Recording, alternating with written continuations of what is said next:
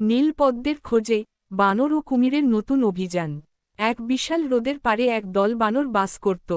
তাদের সর্দার ছিল নীলু নামের এক সাহসী বানর। সেই হ্রদের গভীরেই বাস করত কালু নামের এক একাকী কুমির।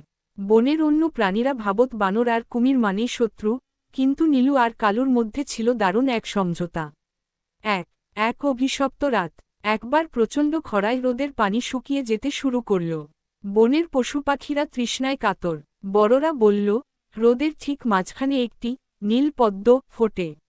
সেই পদ্মের পাপড়ি যদি হ্রদের জলে মেশানো যায়, তবেই আবার বৃষ্টি নামবে।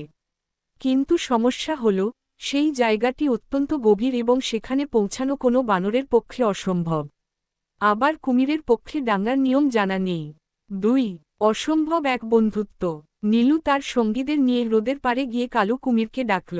নীলু বলল, কালু ভাই, আমরা যদি একসাথে কাজ না করি, তবে এই বন আর বাঁচবে না। আমি জানি কোথায় সেই নীল পদ্ম ফোটে, কিন্তু আমি তো সাঁতার কেটে সেখানে যেতে পারব না।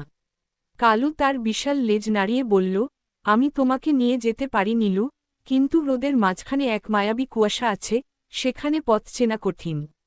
3 দলবদ্ধ প্রচেষ্টা। নীলু এক চমৎকার বুদ্ধি বের করল। সে তার সঙ্গীদের বলল প্রচুর লতা দিয়ে একটি দীর্ঘ দড়ি বুনতে।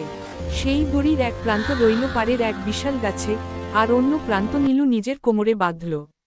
বানরটি কুমিরের পিঠে চড়ে বসল। কালু দ্রুত বেগে জলের তলা দিয়ে সাঁতরে চলল, আর নীলু উপর থেকে তার তীক্ষ্ণ নজর দিয়ে কুয়াশার মধ্যে পথ দেখাতে লাগল। পথে অনেক জলহস্তী আর সাপ বাধা দিতে এল, কিন্তু কালুর শক্তি আর নীলুর বুদ্ধি দিয়ে তারা সবাইকে এড়িয়ে গেল। 4 সাফল্যের বৃষ্টি। অবশেষে তারা